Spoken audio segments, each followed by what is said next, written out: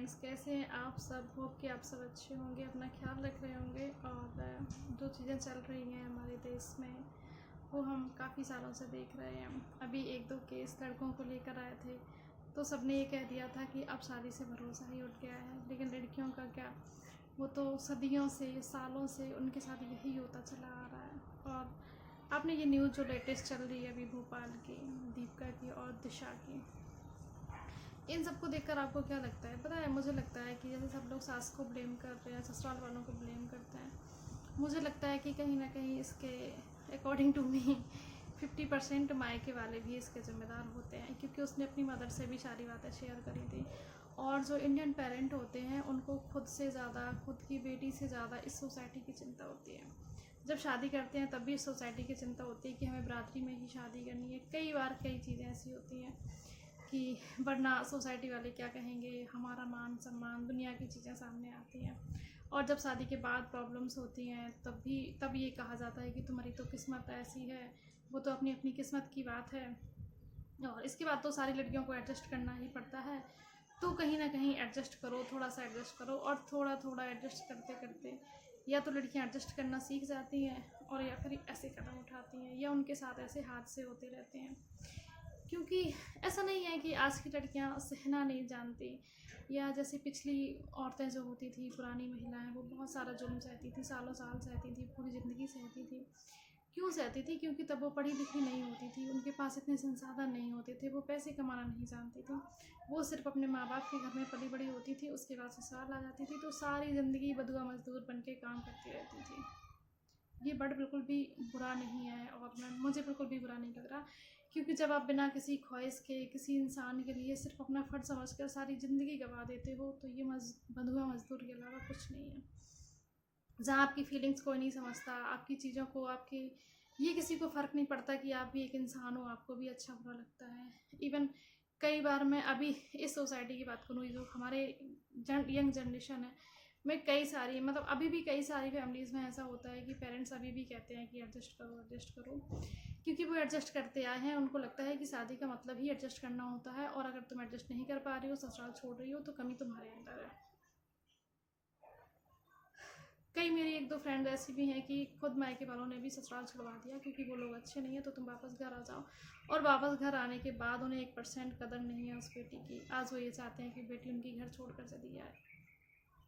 आज उनको इतनी परवाह नहीं है कि उनकी बेटी किसी के साथ चली जाए या कुछ भी कर ले, अकेली निकल जाए। उनको आज वो खुद बोलते हैं उससे कि घर से निकल जा, हम परेशान हो गए हैं तुझसे, क्योंकि मुझे बाकी बच्चों की भी शादी करनी है। और ये सोसाइटी तो ऐसी है कि अगर एक डिवोर्सी लड़की घर में है तो उसकी बहन की शादी करना या उसके भाइयों की शादी करना मुश्किल हो जाता है।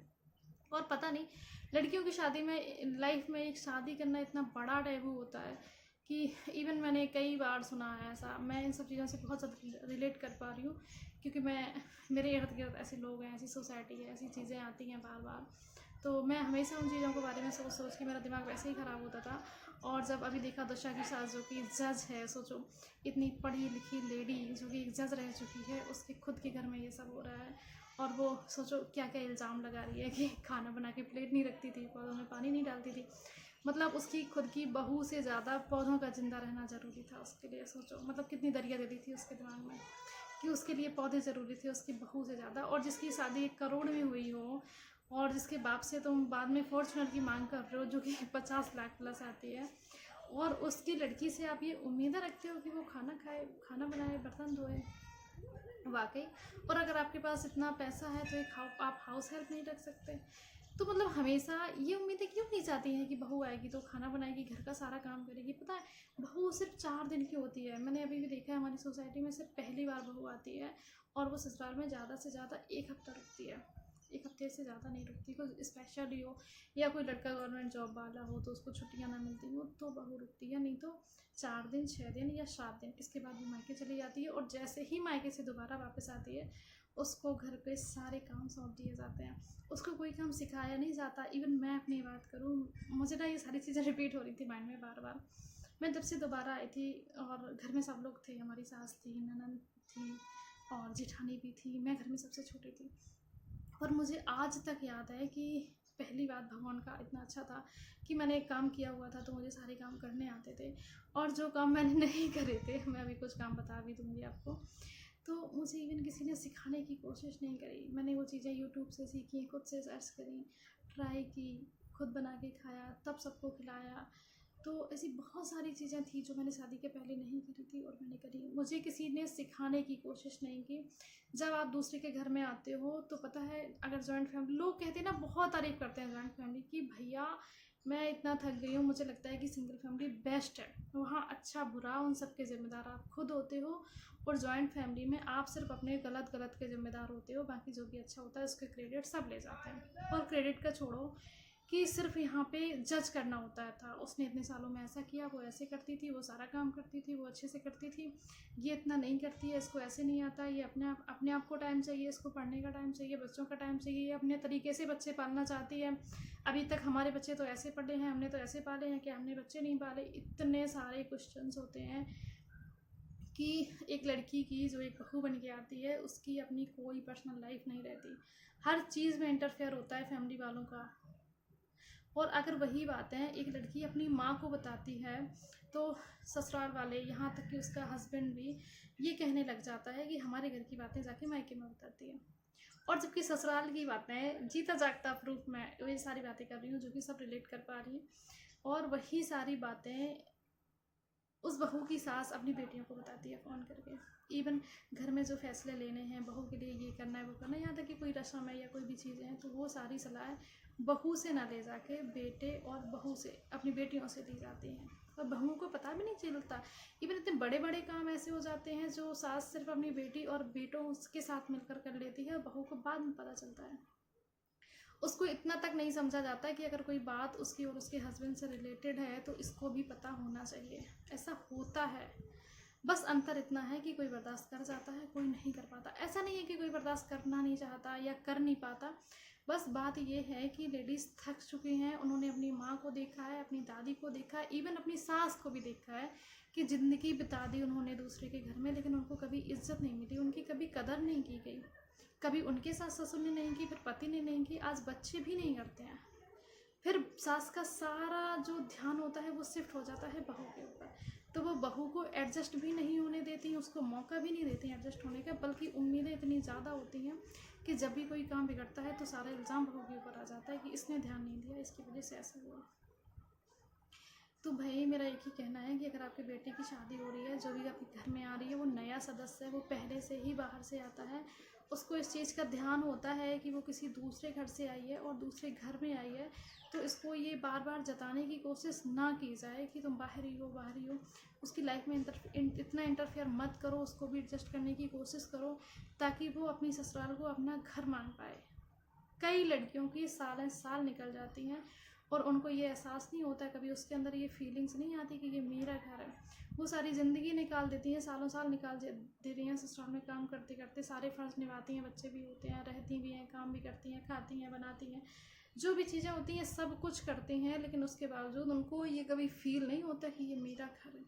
उनको हमेशा ये फ़ील करवाया जाता है कि तुम पराए घर से आई हो, और मायके में हमेशा ये फ़ील करवाया जाता है कि इससे ज़्यादा लगाव मत रखो। मैंने कई पेरेंट्स को ऐसी बात करते सुना है कि बेटियों से ज़्यादा प्यार मत करो, नहीं तो इनसे आपका लगाव ज़्यादा हो जाएगा, तो ये ससुराल में नहीं रह पाएंगे। इस तरीके से वो मायके में भी वो चीज़ें झेल के आती हैं और ससुराल में तो वो चीज़ें मिलती ही हैं।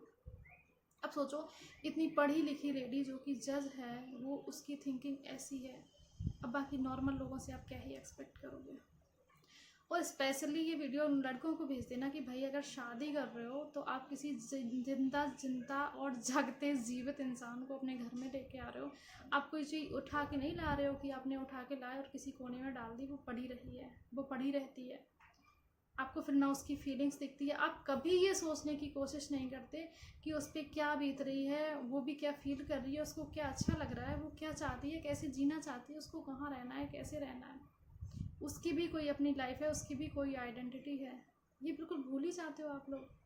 सिर्फ पेरेंट्स की मर्जी से शादी कर ली, ये क्या है भाई? कोई काम नहीं है कि अपने पेरेंट्स ने ऐसा बोला कि चलो ये काम करना है तो आपने वो काम कर दिया। आपने एक शादी करके एक अगले इंसान की पूरी लाइफ स्पॉइल कर दी, और वो लाइफ सिर्फ आपके ऊपर डिपेंड करती है कि आप उसको जैसे ट्रीट करोगे, बाकी फैमिली उसको वैसे ही ट्रीट करेगी। अगर आप उसके साथ गलत करोगे तो आपकी फैमिली उसके साथ 100% गलत करेगी। और जिन लड़कियों के साथ ये सब होता है उनके मेन स्टार्टिंग उनके हस्बैंड ही करते हैं, कोई और नहीं करता। तो क्यों करते हो? पता है, एक सबसे अच्छा रिश्ता होता है हस्बैंड वाइफ का, दुनिया में सबसे अच्छा रिश्ता होता है हस्बैंड वाइफ का, जब तक वो अच्छा चलता है। और फिर ये इंसान कान भरने में आ जाता है, चाहे वो हस्बैंड हो चाहे वाइफ हो, हम दोनों की बात करते हैं, ठीक है। मेरे नियर बाई जो कुछ है हम सबको समझाने की कोशिश करते हैं कि देखो रिश्ता जैसे बनता है निभा के चलो। मैंने कई बार देखा है कि अगर आप कान भरने पे आओगे, चाहे इसके फैमिली वाले हों चाहे उसके फैमिली वाले हों, चाहे इसके फ्रेंड्स हो चाहे उसके फ्रेंड्स हो, रिश्ता आप दोनों का ख़राब हो रहा है। और अगर फैमिली के चक्कर में, पता है, आप अपने पार्टनर को अपना दुश्मन बना लेते हो। आपको पता भी नहीं होता है कि कब आपका पार्टनर आपसे कितनी नफरत करने लगता है, क्योंकि आपने उसका कभी साथ नहीं दिया। जब लोगों ने उसे गलत बोला, आपने उस गलत का साथ दिया, आप उसके साथ कभी खड़े नहीं हुए। जबकि वो सिर्फ आपके भरोसे इस घर में आई थी, सिर्फ एक इंसान के भरोसे। अगर वो इंसान भी आपका नहीं होगा तो लड़की फिर किसकी सगी हो जाएगी, किस पे भरोसा करेगी, क्या सीखेगी वो? उसको तो फिर मर्द जात से नफरत ही हो जाती है, उसको लगता है कि सारे लड़के ऐसे ही होते हैं। इसीलिए लड़कियां आज शादी नहीं करना चाहती, ये बहुत बड़ा फैक्ट है। तो अगर आप खुद पे अपनी रिस्पॉन्सिबिलिटी नहीं निभा सकते, अपनी बीवी को अपने हिसाब से नहीं रख सकते, उसको उसके हिसाब से नहीं रहने दे सकते, तो सिर्फ अपने माँ बाप के कहने पर आप किराए से लड़की ले लो, आपको बच्चे पैदा करने हैं, आप मेड ले आओ घर में, आपको काम करवाना है, पर प्लीज़ किसी लड़की से शादी करके उसकी लाइफ ख़राब मत करना, वरना वो जो हाय लगती है ना, वो ज़रूर लगती है। ऐसा कभी मत सोचना कि ये गलत बोलती रहती है, इसका दिल दुखाएंगे तो ये हमारा कुछ नहीं होगा। दुनिया गोल गोल क्यों है, ये इस जन्म का इसी जन्म में पता चल जाता है। बहुत अच्छों को पता चल जाता है। मैं ना आज मेरी उम्र कुछ ज़्यादा नहीं है, मैं 30 से कम की हूँ, ठीक है।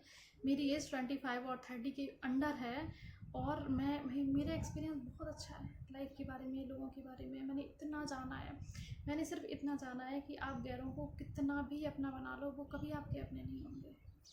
अगर वो आपके इतने ही अपने होते तो वो गैर क्यों कहलाते? ये मैंने कभी बहुत पहले पढ़ा था और मैं लाइफ टाइम इसके लिए सीख गई। और मैं आज भी वो देखती हूँ कि आप किसी अनजान के लिए चाहे जितना कर देना, और जैसे ही आपका टाइम आएगा लोग आपको अपनी औकात दिखा देंगे। ये बहुत अच्छे से सब समझा है मैंने, बहुत अच्छे से जाना है। तो भाई अगर रिश्ता चला रहे हो, रिश्ता निभा रहे हो, रिश्ता बना रहे हो, तो उसको निभाना सीखो।